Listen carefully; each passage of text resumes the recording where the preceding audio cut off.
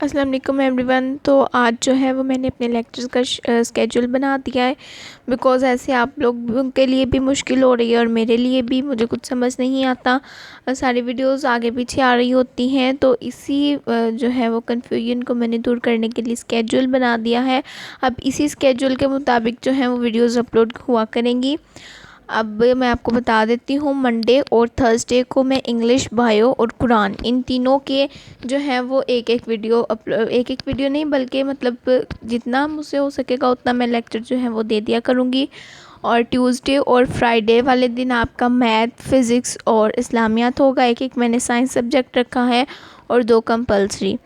Wednesday और Saturday को आपका लेक्चर हुआ करेगा उर्दू का, केमिस्ट्री का और पाक स्टडीज़ का।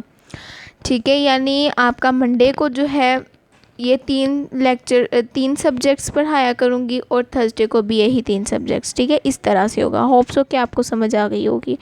अब यहाँ पर मैंने नीचे लिखा हुआ है कि संडे का डे मैंने दिया हुआ है आपको टेस्ट के लिए। Test will be held on every Sunday, यानी संडे को जो है वो आपका जो है वो एक टेस्ट लिया जाएगा, ताकि आपको पता चले कि आपको कितना आता है। ठीक है, और ये टेस्ट आपके इस फॉर्म में होंगे कि मैं आपको जो है वो रेडी करके दूंगी टेस्ट। ठीक है, जैसे आपका पेपर होता है वो मैं रेडी करूंगी और आपने उसकी प्रिपरेशन करनी होगी। मैं आपको सैटरडे को इन्फॉर्म किया करूंगी कि आपका कल जो है वो इतना टेस्ट होगा।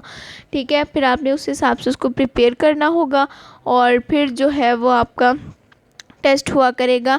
वो आपने खुद ही टेस्ट देना है और कमेंट सेक्शन में जो है वो मुझे आपने अपने मार्क्स बताने हैं कि आपके कितने मार्क्स आए हैं। ठीक है, ताकि आप जो है वो खुद को चेक भी कर सके।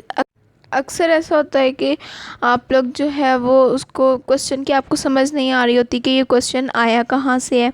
ठीक है, आप उसकी सीधी सीधी डेफिनेशंस याद कर लेते हैं और आपको क्वेश्चन जो है वो कंसेप्चुअल आ जाते हैं। और इस दफ़ा तो वैसे भी कंसेप्चुअल क्वेश्चन आएंगे, तो मैं आपको क्वेश्चन पेपर बना के दूँगी ताकि आपको समझ आए कि आपका जो पेपर है उसमें क्वेश्चन किस तरह से आएंगे। ठीक है, और आपने ये टेस्ट सीरीज़, लेक्चर सीरीज़, ये सारा कुछ जो है वो आपने अटेंड करना है, तो ही आपके बोर्ड में जो मार्क्स हैं वो अच्छे आ सकेंगे।